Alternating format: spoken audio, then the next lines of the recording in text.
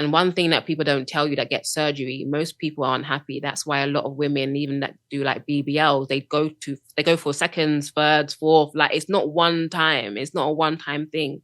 And I think a lot of it is like my soul surgery. The whole tagline was, it's the soul that needs the surgery, from Beyonce's Pretty Hurts. You know, we're trying to fix what we can't see, but it's the soul that needs the surgery.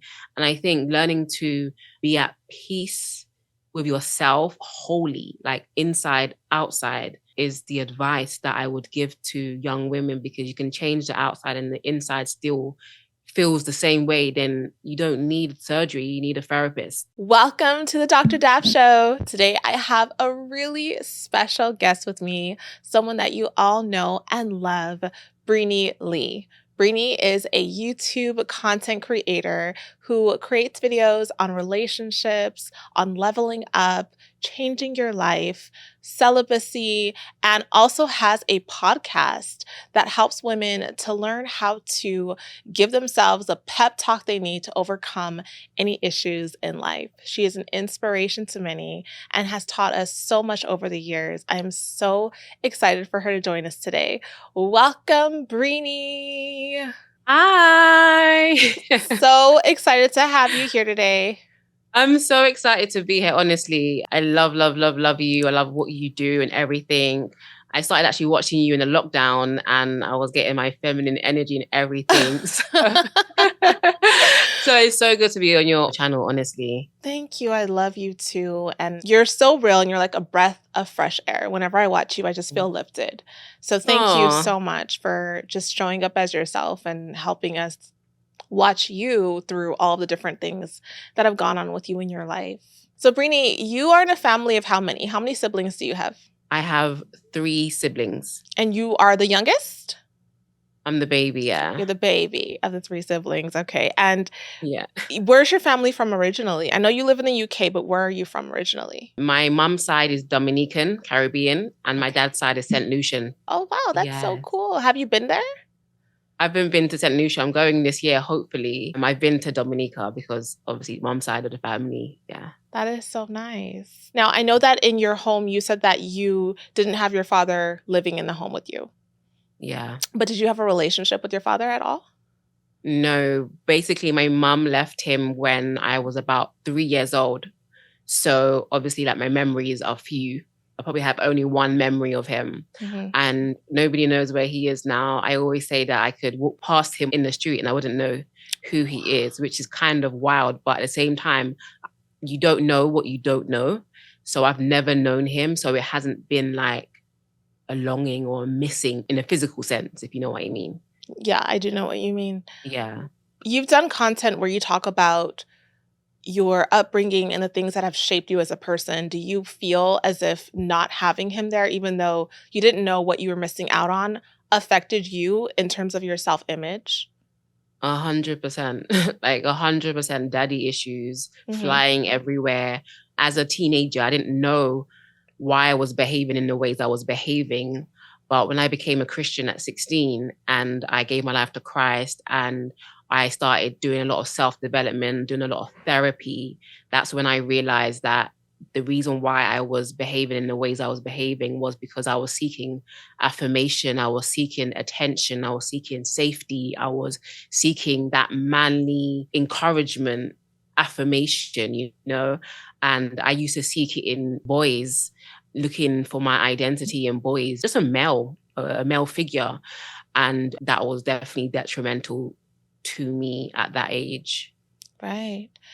You said you gave your life to Christ at 16. That's pretty young for someone to decide that they're going to give their life to Christ. What caused that to happen, or what made you feel like you needed to repent and change your life? I didn't grow up in a Christian home per se. My mum got saved when I was around about 12 years old. So we started going to church at that age. But at that age, I didn't really know like what the purpose of going to church was. Me and my sister used to go to church and like sleep on the chairs. Like we used to just like feel like it was a circus. We used to feel like, why are we here? So at the age of 14, my mum said to me and my sister, you don't have to go to church anymore. Like, you go when you want to go. So me and my sister were so happy that we didn't have to go to church anymore. And during that time, though, I went out into the world. And like I said, I was seeking attention. I was seeking affirmation from boys and doing all the stuff that teenagers do, you know, stealing, partying, drinking, you know, smoking weed, all that kind of stuff. And even though looking back, I would say I was probably in the world for like 3 years. I did a lot and I saw a whole lot. And I felt like my life was going in circles. I felt like I need a change. I need something to change. And I remember I started telling guys that I was a virgin. I said to myself, I need a clean slate. I don't know what it is, but I need a clean slate. So I remember I started telling guys that I was a virgin. They were like, no, you're not. And I was like, oh, damn.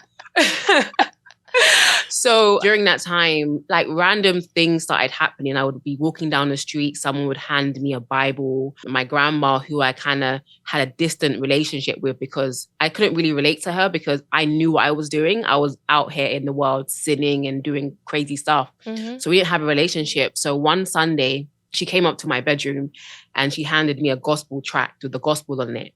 And that was the first time I ever even knew what the gospel was. The first time I even knew what Jesus did, who God was. And so I did the prayer of repentance. And on the card, it was basically find a church to go to. That was like the next step. And obviously I'd been out of church for a while and it was kind of awkward for me to be like, oh, Mom, can I come to church? My mom didn't know the conversion that happened in my bedroom in her house. And so it was kind of awkward for me to be like, okay, Mom, can I go to church? So my niece, who was around about 6 years old at the time, she was doing like a play at church. It was my opportunity to like go to church. And basically I heard a word that convicted my soul. I was so afraid of dying. That was one of my biggest fears. I didn't know what would happen after I died. So the pastor was preaching on like my name being written in the Lamb's Book of Life. He gave an altar call and I just went to the altar and I never looked back since.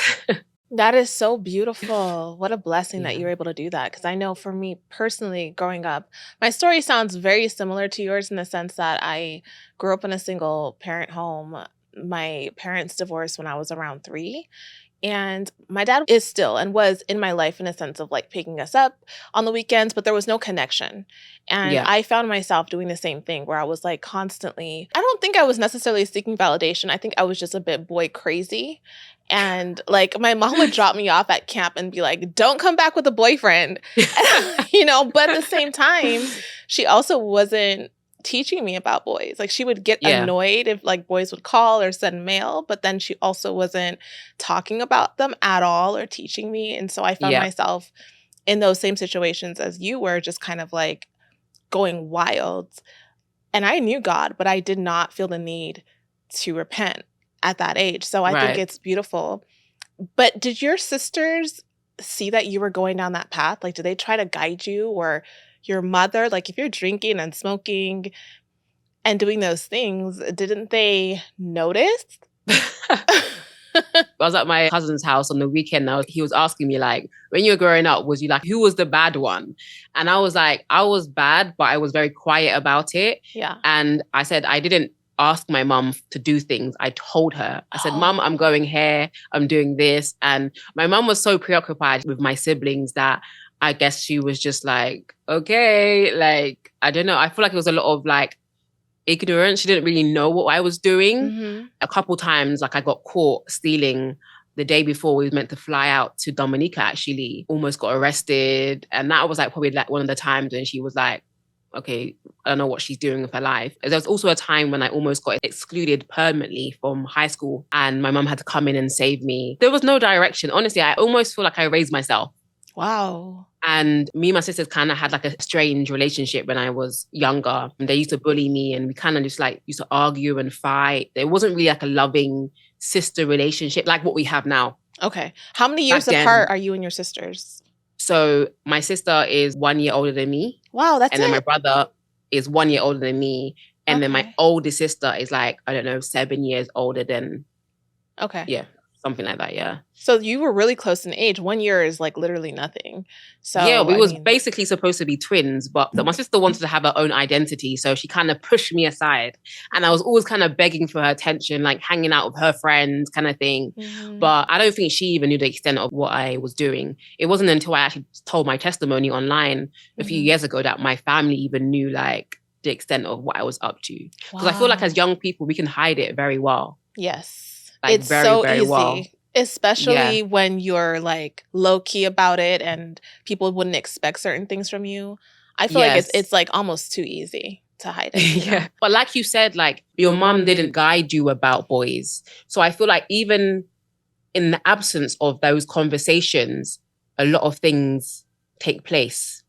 And I feel like a lot of, even if parents are watching this, like you need to be involved. You need to know what your children are doing. And even if you create a relationship where they can come and tell you things, because some children and their parents don't have the relationship where they feel comfortable enough to tell them what's happening or how they're feeling or what's going on in their bodies or if they want to do X, Y, and Z. We didn't really have that open relationship because she was so busy. So I think it's really, really important. It is so important. Give a child a sense of direction. I didn't have direction at all. I did my own thing, literally. Same here. Still do.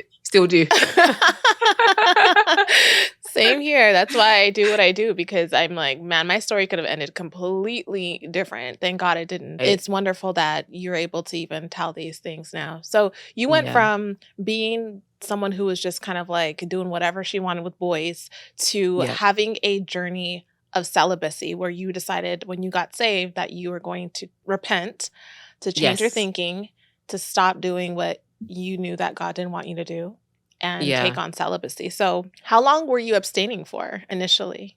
The moment I got saved, it was like I knew instantly like God was not wanting me to carry on that lifestyle at all. Surprisingly, one of the easiest things to let go of. I don't know how. I guess it's the grace of God, because I was very active before that. But it was like almost a conviction. Like I knew God did not want me to be carrying on like this. I didn't have to read it in my Bible. It wasn't taught at church, but I just knew that this wasn't what God wanted me to do. So from that was 2007 until 2018, that celibacy lasted for. Well, how did you deal with temptation while being celibate? When you were dating a guy, like, was it something that you announced when you first started dating someone, like, look, just so you know, I'm not gonna have sex with you? Or was it something that kind of came up later? Do you know what? Looking back, I'll be honest with you, I didn't really date those 10 plus years. I wasn't actively dating. I probably saw 2-3 people at that time. But I think everyone knew. Everyone knew that you were celibate? That I was abstaining, that I was celibate. So, but like I said, I wasn't entering relationships. I wasn't dating. So I don't think I would have the same story as most people that have the temptation. And I always said that temptation happens when desire meets opportunity. If there is a desire, but there's no opportunity, if there is an opportunity, but there's no desire, nothing can happen. So I always made sure that I wasn't putting in myself in these predicaments. I knew what I was doing. And I think the longer I abstained, the easier the temptation got.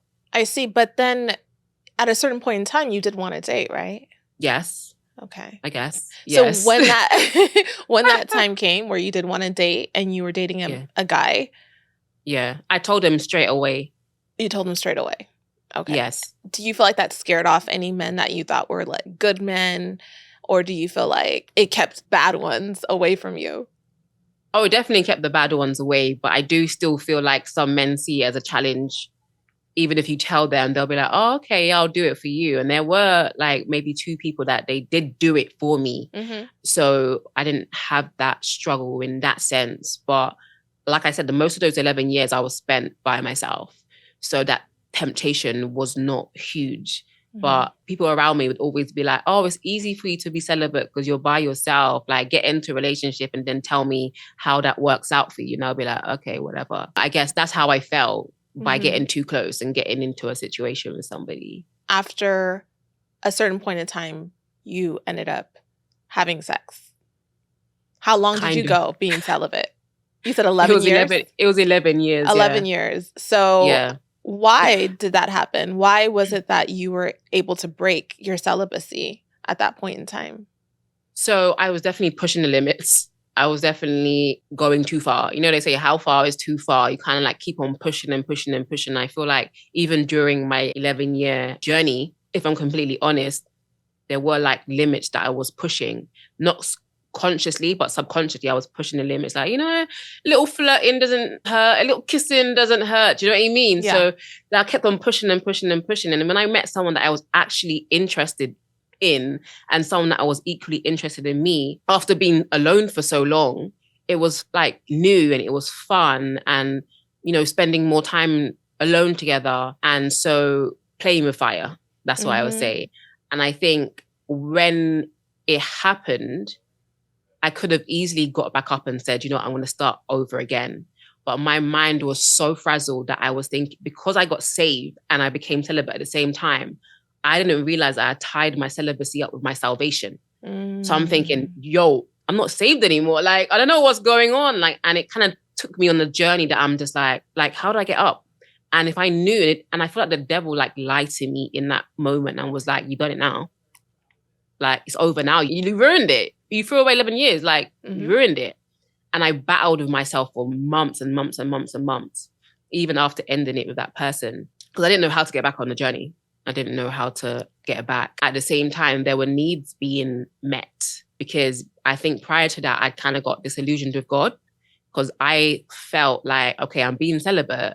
I've been celibate for 11 years and I'm still unmarried. Like, what's going on, Lord? Like, God, like, I'm doing the right things. Like, where's the husband? Like, what's going on? In all of that, it was all of those things kind of tied together, which created the opportunity for that to happen, you know? So it wasn't even like you were necessarily disappointed with yourself. You were kind of like angry with God in a way during that time? No, after the fall, I was definitely disappointed in myself. Okay. But prior to that falling, subconsciously, I was disappointed in God, because I felt like I'm doing the right thing and you're still not bringing me the right, like the person, like what's the delay kind of thing. But that's all subconsciously. So when it happened, that's when I went back and I was like, okay, what's the real reason? Like, what's the real reason this was able to happen? So that was like brewing underneath. Brewing. Yeah, it was brewing. That's all the enemy. That's all the enemy. But it is important for people to know that when they do fall off in any way, whether it's sex or drinking or lying or stealing, whatever it is, it doesn't change anything, because that's literally why Jesus died for you, to have the grace to be able to get back up. And, you know, and I was just so hard on myself, even as a Christian. I felt like the only thing that I had a grip on was the celibacy part. Like, I felt so, like, I guess, confident in my own flesh. Yes. And my friend said to me, like, you're using your celibacy as a cloak to cover everything else. You thought, as long as I'm perfect in this area, I'm a perfect Christian, you know? Right. So it was almost like self-righteousness that was all kind of entwined in it. And so that's why when I fell off, I was so hard on myself, because I'm like, I did this. I did it for 11 years. I. So I think the falling was inevitable, and it also was necessary. I like that. You're right. You put so much of it on yourself, and you weren't even allowing God to take credit for what was going on. And so because you did it, then you fell, right? Yes. I heard someone say that, it was a pastor. I heard him say that I is the most foolish letter in the alphabet. And it's like, you know, we put so much on ourselves, but if you would have really actually given that whole entire situation to God fully, I do think that things would have been different. But this is part of what needed to happen, because you felt like the celibacy was the one thing and that needed to happen for you to be like wife material or wife ready. But there are so many other things that have to happen. I was watching one of your interviews where you talked about dating a guy who you were really interested in, and he ended up turning out to be a boy when you thought he was a man, right? Ooh, yeah. Which one is that? Oh, my ex. Yeah, of course. In your eyes, what is a man to you? What is a real man in your eyes in respect to dating? Someone that is led by God. And I know it sounds cliche to say, but someone that fears God, someone that is accountable to God. I always say, like, if he can't be faithful to God, he can't be faithful to you. Like, it's like impossible trying to ask that of a mere man. So someone that is God's son, right? Because we're all God's children, but we're not all sons. We're not all daughters. Someone that actually has a relationship with God and is actually listening to him. Someone that's respectable. To me, you have to be respected. Like, you have to be revered because of your lifestyle, how you live. You have to have a good reputation. People can vouch for you. Your pastors can vouch for you. Your friends can vouch for you. I was watching a wedding video. My friend got married, and like, his friends were vouching for him as him being a good man, him being a solid man. So someone that is definitely respected and respectable, someone that's independent and can look after themselves, and someone's manly. There's so many feminine men these days that it's just like, yeah. A man who so actually likes being a man. Yeah, that actually knows what it means to be a man, you know, and is responsible. He has to be responsible for his life. And that shows me that he can be responsible for me and my family, our family that we create. That's beautiful. When you talk about a man who is God's son, I think something that gets women misled is sometimes they'll meet a man and he'll say he's a Christian. And they're like, yes, got it, done, signed and sealed, right? But there are levels. And I think what's really important in that is that the man has been broken. The man has been broken and rebuilt, which is really what it takes for you to really be a child of God. Like, you have to have been at the place where you have fully surrendered your life over to God and not just say you're a Christian because you believe in Jesus. Right.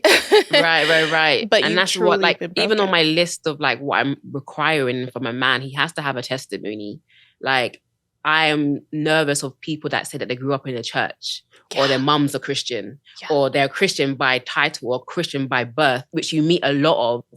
But I'm like, okay, but what's your testimony? And if someone can't tell me their testimony, I'm very wary, because it's like, okay, as Christians, we're translated from darkness into light. We've actually been transformed and changed. If you don't have a testimony about how God has worked in your life, I don't know if I really believe that you're a Christian. Do you know what I mean? If there wasn't a conversion, you know, I don't know if I can believe and really trust that person. And I do want someone that was in the world and that is done with it. Because there's a lot of Christians, even nowadays, they've never experienced the world. So they're still hungry for it.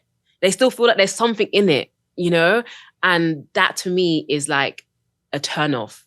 Like, I need you to be done. Like, hands washed, like in the world, but not of the world, still able to reach out to other people, because we're still called to be a light to people, but know that your past is done. Like, you've been there, done that. You've done all your sinning. Please, let's move on. Let's grow up. Let's mature in the faith, you know? That is so deep. Let me tell you, what you just said is so deep. Even for me, growing up in the church, I think that's why it took me so long to be able to give my life to Christ, is because I grew up with that self-righteous attitude. Like, I was born in the church, my grandmother's a bishop, this and that. And even though I was sinning and living a very sinful lifestyle, I still felt that because I was a Christian and because I went to church, I was saved. I didn't even know what it meant. I didn't even know what it really meant to be converted, because I thought I already was, because I was a Christian.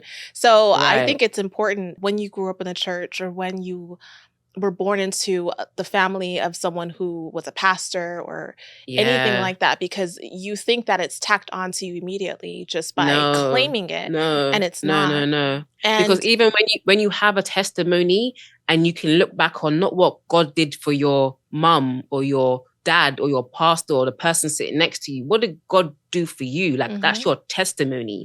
And when you realize like where you were and where you are now, like, it gives you a reverence for God on a different level. You don't know about him, you know him. And like you said, you went from one place to another, because some people will give you some testimonies. Oh, God got me this job. Oh, God took me from this. But what have you done because of that? What have you done? Have you translated from the kingdom of darkness into the kingdom of light? Are you still wanting to go to the club and do all these different things of the world, right? Yeah. Are you still interested in that? And I think it's hard for men. I think it's very difficult for men to be able to leave the world because of their friends, because of not looking cool, right? It's like they have such a hard time standing for Jesus, or even claiming Jesus, really, because they're just so concerned about what the people around them are going to think. Yeah. But that's why it's so important that when you become a Christian, that you actually get Christian community. Like people that, because you're different now. You can't be like, if you change, you can't be hanging around with people that are still the same. They're like your old you. They keep reminding you of your old you, so you can't even grow. Right. You know, I was lucky enough that when I got saved, I didn't have to have any conversations with the people around me. I just naturally separated from them and joined the church, joined the Christian community. When I got saved, there's a big young Christian community that we would go to, like gospel events. Every weekend there was something different. We were all living this life. We were all like on that journey. And I feel like that really supported and encouraged me to keep on going in that direction. They say that bad company corrupts good morals, and you can't be in this world and still have friends like that. You can still be cordial and nice to people, but inner circle, they're going to influence you. Who's in your inner circle? They're going to influence you. That's it. Yeah. No, that's real. And the beautiful thing about being in Christ is that even though you may be rejected from the people that you once were close to, you have a brand new life, and Christ will never reject you. And you talked about having rejection as a teenager. Do you remember what that was like, or what happened when you were first rejected? I think my first rejection was from my sisters. And I so badly wanted to be like them. They're my older sisters. Like, they're your first real friends. And I just felt like every time that I remember my mum would dress me and my sister that's 1 year older than me in the same outfits. And she'd be like, I don't want to look like her. I don't want to dress like her. So it was like those subtle things as a child was like, okay, so what's wrong with me then? Like, why don't you want, like, why can't I come out with you and your friends? Why do you always want me to hide? Like, why do you always want to hide me? So I almost felt like, is there something wrong with me? Am I ugly? Is she embarrassed of me? And so that caused me to, as a child, to honestly transform my appearance, really. When I was in school, I remember I was so extra. I would always change my school uniform, accessorize hair, put in hair extensions, makeup. It wasn't really makeup back then. It was like lip gloss and some gold eyeshadow, but like it wasn't like makeup. But I just always wanted to add on and change and, you know, fit in. And because being dark skinned in a predominantly white school at the time, like no one's checking for you. You're not getting any attention. I got zero attention in school, high school. And I think that played a part as well. But when I think about real rejection, it was like my sisters not accepting me, them calling me names, them commenting on my appearance, them commenting on my, you know, intelligence. It was hard. I'm so sorry that you experienced that. Just out of curiosity, your sisters, are they the same complexion as you are? No, they're lighter. Ah, so there's that too, right? Yes. That does make a difference. I remember even in school, like my one girl in school would be like, how can you guys be siblings? She's lighter than you. And I'm just like, this happened all the time with my sister and I, because I have a younger sister and she's a few shades darker than me. And this was a problem throughout our entire schooling. And she's only 2 years younger. She reminds me of you in the sense of like always wanting to be around me and follow me. And listening to you now, I kind of wonder if she had some of those same experiences. I wasn't mean to her or anything like that, but I definitely wanted her to have her own identity. Are you middle child? No, I'm the oldest. It was just the two of us growing up. It was just the two of us. So it's like, it made sense for her to do that. But at the same time, I wanted her to have her own identity and she wanted to attach to me. So there was always that struggle. And it definitely did cause a lot of, I think, issues for her internally.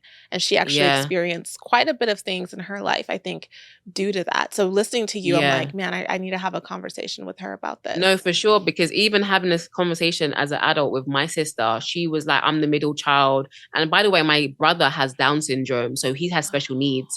So my mum was always concerned, like with him. He was the baby. I wasn't the baby. He was the baby. Like mentally and physically, she had to be there for him. Yeah. And then my sister kind of got ignored. So she became hyper independent. So she told me as an adult, she had to get on with it. She's got on with life. So it was like every man for themselves. That's how it was in my family. Every man for themselves. And I think that's why I felt the rejection, because she probably wanted to have her own identity as well. But I didn't know who I was. Right. I needed someone to give my identity. My mum wasn't giving it. I didn't have a dad. Like, I needed someone to tell me who I was. Mm-hmm. And I think within not having that identity, I was carving out who I was. And the identity that I was getting was wrong. Mm-hmm. Mm-hmm. Like, my identity came from who likes me, who's attracted to me, what guys calling me, what guys getting my attention, So in the absence of the identity, we start to carve out our own identity, and it's always wrong. It's way less than what God sees us to be, Absolutely. And you going to those guys, do you think that they could sense that you were not confident in your skin? Or were you so extra and so like... I was extra. Okay. I was always confident. Like, I didn't have low self-esteem to the point that it was showing outwardly, right? And even at the time, I didn't know that's what I had. It's only looking back now. So for me, I used to think I was confident. Mm-hmm. Now I realize I was conceited. I was so into myself. Honestly, felt like I could get anyone that I wanted. And I did, like at that age. But when you say get them, do you mean like sleep with them? Oh, yeah, obviously. Yeah, what else would you do at that age? Well, but I think that's the issue, is that a lot of times women think that we can get them, meaning that, you know, they will like us enough to have sex with us. But really, that's not really getting them, because most men will have sex with anyone. Any girl who's decent and willing, most guys will say yes. Anyone with a vagina, for sure, yeah. So to me, that's not really getting them. But when you're younger, it does feel that way, and you feel boosted up, like this person wants me. Right, and so it's boosting the ego, but it's not actually adding to your confidence, like your real true confidence, because that true confidence comes from within, knowing who you are. Yes. So that's why I said I was conceited. I wasn't confident. So my conceit was shallow. So the attention from the outside, if you can imagine, like it was layering on the outside, attention. But inside it was hollow. That makes sense. So inside, there's no identity there. But on the outside, I'm like, attention. So I'm like, I'm feeling good. But when it comes down to it and they leave, I'm like, okay, how comes I can never get past a few dates with this person? Why are they always leaving me? Mm-hmm. And in that being left and the rejection, I'm like, okay, who's next? And so that's the cycle that I was saying about in my testimony. Mm-hmm. It was that cycle of continue, doing the same thing, different guy, rotation. I'm like, this is not what I want. No. Did you find what I want? Like you said about the whole, like, getting someone, you can get them to sleep with you, but this guy's not committing. That doesn't mean anything. They're not trying to marry you. They're not trying to lock you down. No. They're going to sleep with you. Exactly. Yeah. Did you find yourself comparing yourself to other women? So, like, if you saw a woman who wasn't that attractive and she had a man, did you say, like, I'm prettier than her? I don't understand. Was there a lot of comparisons going on, considering the fact that you were constantly improving yourself and changing yourself and upping yourself? You're on this constant cycle of wanting to just be better and better and better. Did you find yourself comparing yourself to other people who you thought weren't doing as much but seemed to have the things that you wanted? Not at that age. Okay. I think as I grew up, for sure, but not at that age. I think I was so consumed that I'm like, how can I be even better? So my competition was me. How can I improve? Like, how can I look better? So if I went out and I didn't get as much attention, I was like, maybe I need to add more. Mm-hmm. And that was my thing, add more. And to the point I was who are you? Yeah. And that's why in 2017, I did the whole soul surgery and I shaved my head and I stopped wearing makeup. You shaved your head? I shaved my head. It's called Soul Surgery. It's a series on YouTube that I did. I saw some of it. I didn't see that one, though. I do remember you saying... That was the first one. I need to find it. I remember you saying that you regretted doing soul surgery. I did, Why did you regret it? I regretted doing it publicly. Because, and this is like kind of been like my experience on YouTube. I do a lot of self-help and like healing content. And it's very difficult to talk about it and do it at the same time. And this is how people become hypocrites, because it's very easy to talk about something. It takes a lot more work and a lot more time to actually heal. You do the work. Not tell people to do the work or talking about the work, but actually doing the work. And so I think soul surgery blew up more than I expected, that I'm now thinking about what's the next video. So from the day I shaved my head, I was in front of a camera. sharing my experience with the world. So even though I shaved my head and I was going about and I was living, I'm still thinking, okay, let me record this so I get the content for the video. Mm-hmm. So now I'm thinking about the content and not the actual reason why I did it, you know? Oh, So I think see. my soul surgery was kind of cut short for me because I'm sure you get that, kind of get this kind of dissonance from real life to content. Like sometimes it becomes very blurry. So I'll say that's the only reason why I regretted it. But at the time, I needed to do that. Whether it was publicly or privately, I needed to do that. And it No, I definitely think did help me. it definitely But helped people. yeah, A but lot I of people. regret publicizing it quickly. That makes sense. That makes sense. That's something that Yeah. I think a lot of us need to learn. Now, you have been in a stage where you came from not liking the way you look, not liking your body. And I want to talk a little bit about your body because you have made content on body dysmorphia and feeling like you didn't like the body you were in. And you've even gone as Yeah. far as having surgery to try Yeah. to change your body. And looking at you today, you look much different. I can tell you've lost a considerable amount of weight. And I definitely Yes. want to discuss that because this is something that is a major issue, not just in your life, but in so many other women's lives dealing with this issue. What was your initial reason for doing the process of getting a fat transfer in your body? My last video on my channel, I went through my weight loss journey from like young to teenage to 20s. And I always had a belly. No matter what I did, it wouldn't be flat. Like I could not get a flat stomach. So, and I was very insecure about not having a flat stomach. So much so to the point that I didn't realize that I was still slim. But it's that problem area that I kept on focusing on, like focusing on from young. And like growing up, I was chubby. So there was a focus already on my weight from other people. It wasn't that I looked at myself and felt like, oh, I'm bigger than everybody else. People would always say to me like, oh, it's just puppy fat, she'll lose it. So I almost feel like people objectified me. Like, and when I say people, I'm talking about like some family members. They would always comment like on my weight. Not necessarily negatively, but, oh, she'll lose it. Like, it's not permanent, like she'll lose it kind of thing. And I was like, they gave me a complex before I even had one. Like, why are you even commenting on my body at all? Like, why is this a topic of discussion? Okay. Rise at a conversation. It was either my body or my complexion. But the complexion was more so like my auntie, she was dark skinned as well. So she would always get there and affirm me before I even had an idea that I was dark skinned. I was different from the rest of my family. But so that was a positive affirmation.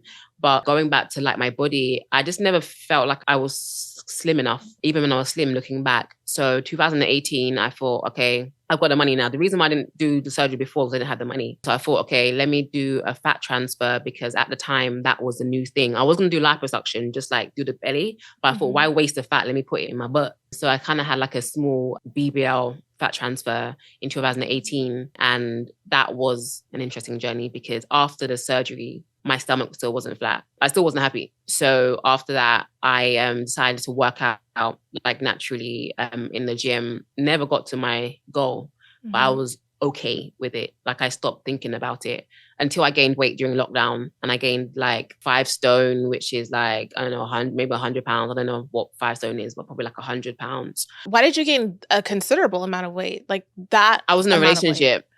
I was in a relationship. I was eating a lot. Okay. I was cooking, trying new recipes. I was in love, happy weight. And I didn't realize that it was piling on, to be honest. I didn't realize how big I was getting until I actually weighed myself. And that's when I got the shock of my life. And I think that was probably the most difficult size to be because it didn't feel like it was me. I didn't feel like myself. And being a public figure, how I look has always been very important to me. And so as much as I was confident and I would still show up, there was not a time that I would say, I'm not filming because I've gained weight. I was always confident. That's why a lot of people will say, oh, why did you do your weight loss surgery? Because you looked good. But it's because I never let it stop me from doing what I need to do. But at the same time, when I'm by myself and I'm looking in the mirror, I'm like, this is not me. This is not how I want to look. This is embarrassing. To me, the weight gain was embarrassing because it showed my lack of discipline.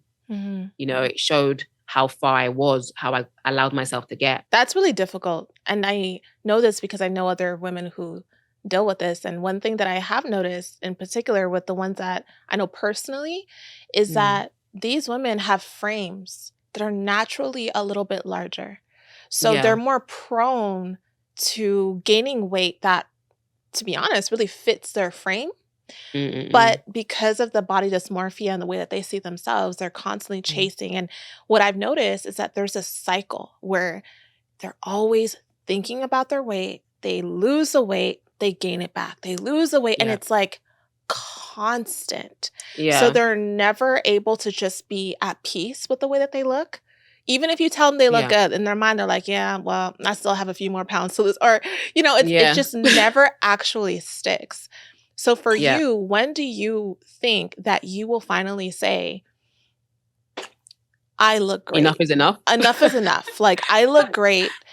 Yeah. And in addition to that, do you feel like you've done anything unhealthy to get yourself to this point? Because I've also seen that where they're doing things that are very unhealthy out of desperation to get to a Yeah. certain size. I would say I'm happy now. This is the look Like, that I'm you at- want. This is the one This you is the want look to that I keep. want. Yeah, this is the look that I guess I've been trying to achieve my whole life, to be honest. How did you do it?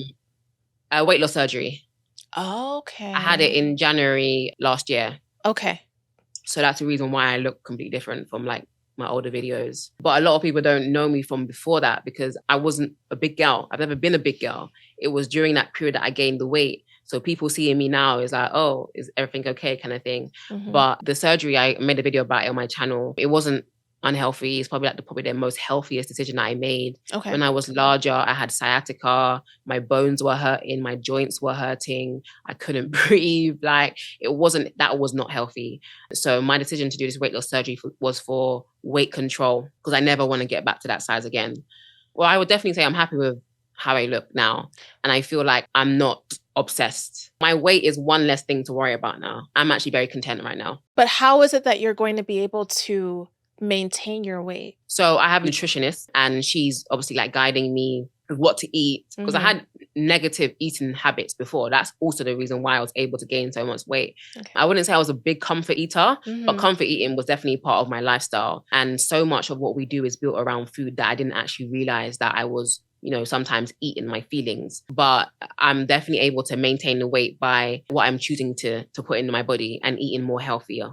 Well, that's good all around in a sense. It's important. Yeah. I think a lot of times we overlook food, and food is this topic where it's just like this joke where we don't take food seriously enough. A lot of us, when we get a plate, we just eat it. We have no plans for, okay, I think I'm feeling a little bit full. Let me stop. And it's important to monitor how much you eat regardless. But that's basically what I have inside because 85% of my stomach has been cut away. So it tells me when I'm full. That's the reason why I've been able to lose the weight because it tells me when I'm full. And I even realized now having the surgery that the way I used to eat, I used to swallow food. I didn't even chew it. And so like even trying to do that now it's not possible. It's not advisable. In terms of having body dysmorphia, is this something that you self-diagnosed or was this a professional diagnosis? Self-diagnosed. You self-diagnosed. Okay. So yes. Self-diagnosing as having body dysmorphia, do you have any fears about being pregnant during a time where your body is going to get bigger? You probably will gain weight. And, you have to actually gain weight. It's important for the baby. But the aftermath of that is being in a state where your body looks different. And if you're already struggling with that issue, how are you going to deal with having children? When I had a really big stomach and when I was like battling with my weight, I almost wished I was pregnant because there would be an excuse for why I'm this size. Like I literally had that thought, like I wish I was pregnant and there would be a reason for this. So I guess being pregnant, I'm bringing life into the world. So that's bigger than body image. So for me, the body dysmorphia and the shame was me allowing myself to get to an unhealthy size. I see. And I think that was more so than what I actually looked like because I was able to rock outfits and I look good big. Like I looked good bigger. I look good smaller. So it's not so much that, but it was more so like the internal thoughts of how could you do that to your body kind of thing. So I think getting pregnant and gaining weight, I know I'm going to gain weight, but I couldn't imagine getting pregnant at that size when they'll be even bigger. I think the size that I am now, I'm more than happy to gain an extra few pounds, like with a baby, with a blessing. Yeah. Well, I love what you said about how even when you felt like you were not happy with the way that you looked, you still showed up, you still did your videos. Yes. And I think what's important and beautiful about that is that, especially because of the content you create, but whenever you're Yeah. working in your area of gifting, whenever you're fulfilling your purpose that God gave you, people Mhm. are not looking at you. They're looking at your gift. They're looking for your Yes. gift. They're looking for Yeah. whatever you're bringing. So that's why people are Yeah. saying, you look good, you look fine, because they're not Yeah. looking for you.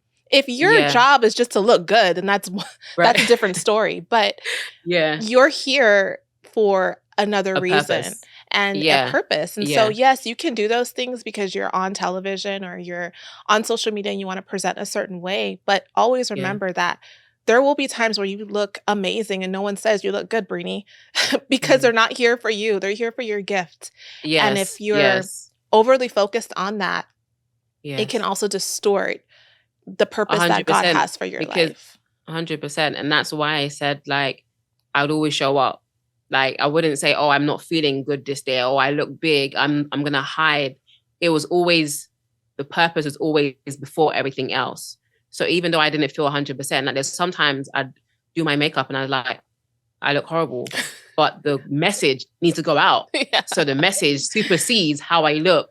And I even remember when I was talking about my body dysmorphia and how, like, people reacted and they said, like, Briny, we're not here for your image. Like, we're not here just to look at you. We're here for what you, exactly like what you said. Mhm. And that was like a huge reminder for me, because I feel like I have spent a lot of my life thinking that people like me because of what I look like. Mhm. And so that's why I was so bent on, fixing and changing when I was younger. I think now I obviously I do it because I'm on social media. I want to put my best foot forward.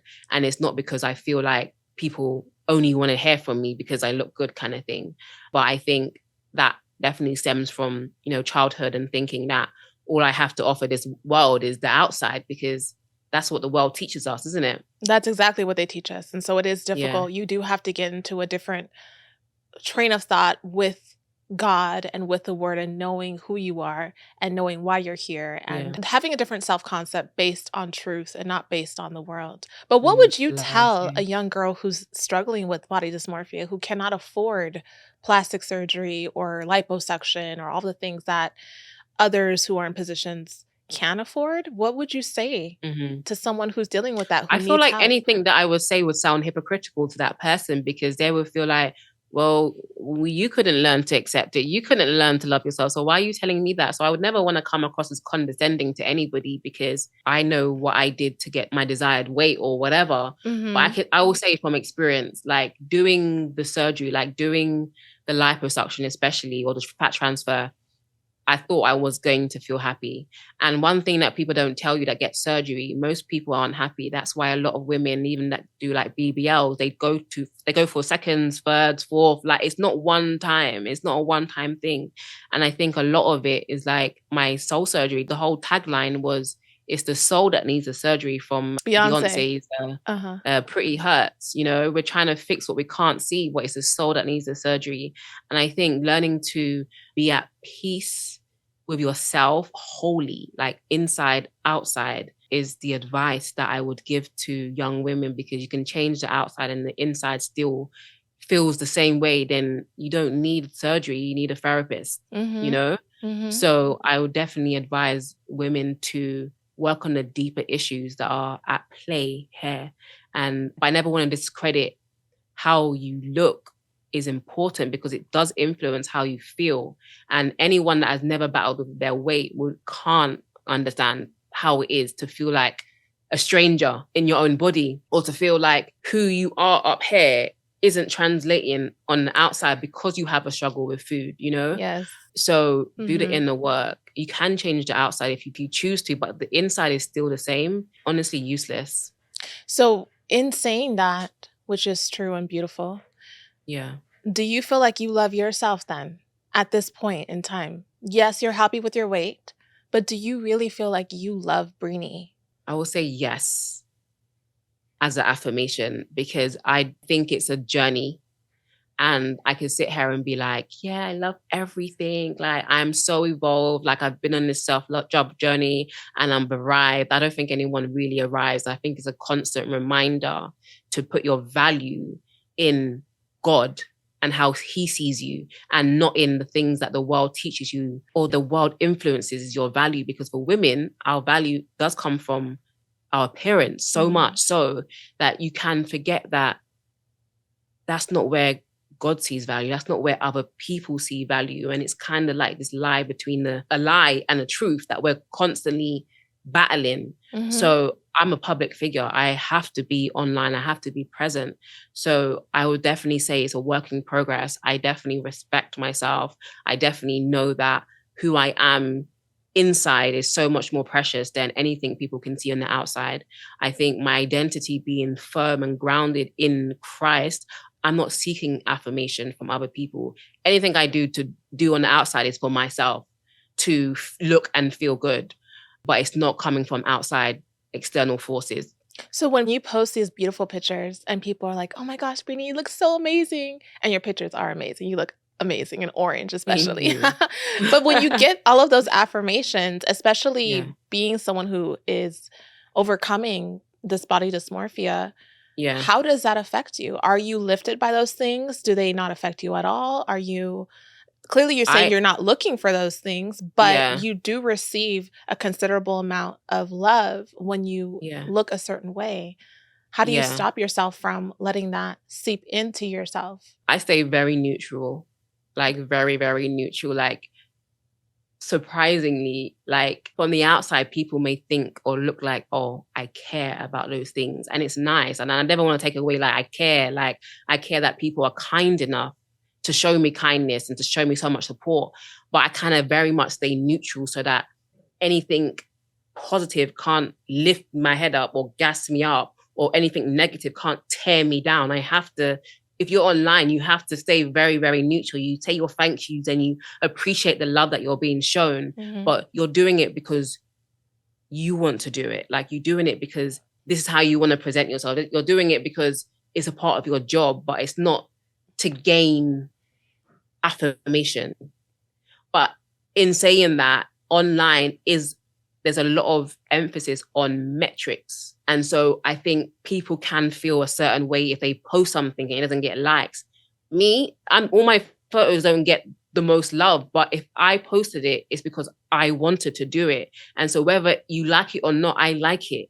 And I think it's about having that internal affirmation where it's like, I'm doing it because I want to. I'm showing myself this way because I want to, and it's my choice.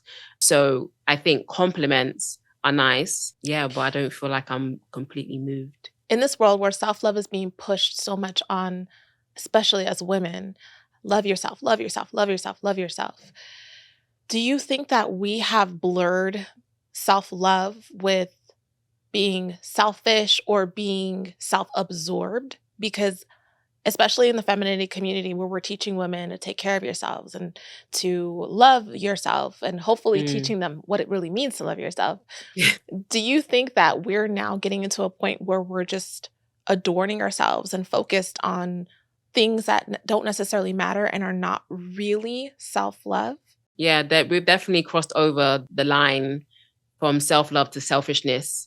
And I think this is something I've talked about forever, because I think it's important that the Bible says to love your neighbor as you love yourself. But some people stop at self, like they don't get to others. And like you said, sometimes the world's concept of self-love can be a form of self-absorption. Like, the self-care movement, even the femininity movement. If you're doing all these things and it's just I, naturally as humans, we're selfish anyway. Like, you don't have to tell yourself to feed yourself. And it's interesting. I heard a pastor say that we as human beings, we already love ourselves. Like, we already love ourselves because that's the reason why we feed ourselves. That's the reason why, actually take care of ourselves. That's the reason why we want to have a good job. Why we want to make money, because we already do love ourselves. I think self-love is to be taught or preached to the people that don't see their worth, that don't see their value, that really do have low self-esteem. And I think selflessness needs to be taught to those people who now have evolved. Like they're at that place where they've got this and they can go on luxury vacations or whatever. If it stops at you, it's not self-love at all. And I teach people to be full enough to be able to pour out to other people. But other people should always be your focus. It shouldn't be about you. It shouldn't start and end with you, because that's how we create a very toxic, selfish society. And I think we're actually there. And this whole like main character energy, like I get it. I feel like everything starts off harmless. Right. And then we just take it too far. And I think that's the same thing with self-love. Like, it's like, oh, I love myself.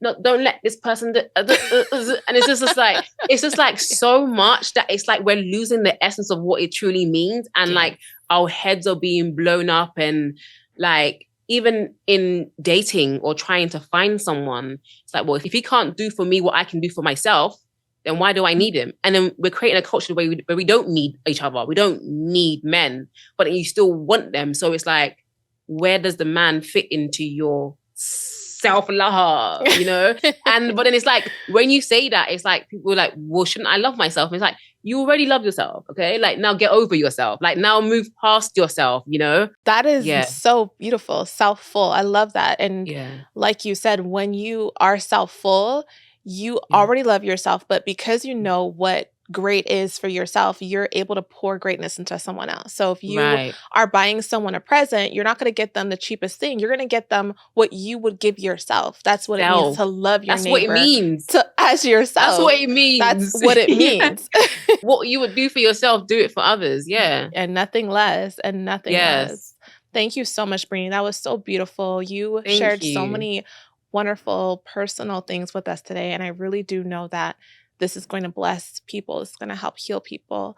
And what you're doing is just so powerful. And this is only the beginning. I cannot wait to see what God is going to do for you. So thank you. Thank you so much. You're welcome. Like I had a therapy session. Come lay on my couch. Yeah, I know. I wish I was there with you, but I know. No. We have to definitely meet up. Hopefully Where do you live?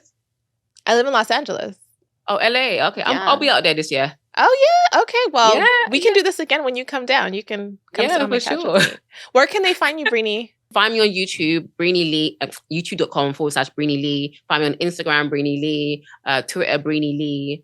My podcast is called the Pep Talk Podcast. It's available on Spotify, Google Podcast, and iTunes. And I've got a vision board party coming up very, very soon. February the 4th, Dr. Michelle will be on our panel as well. So it's really, really exciting. We're going to be talking about vision and planning for the future. So make sure you guys buy your tickets. The link is in my bio on my Instagram. So yeah, do check us out. Thank you so much, Briny. I look forward to seeing you soon. And thank you so all for watching. Bye-bye.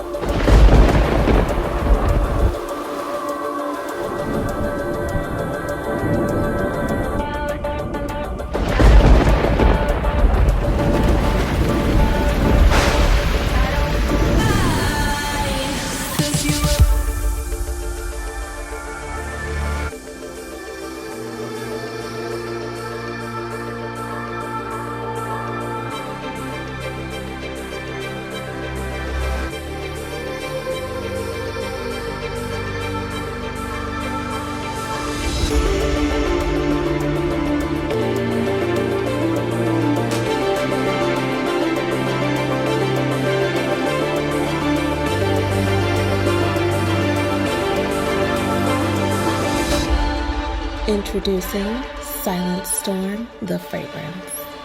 Fine forever.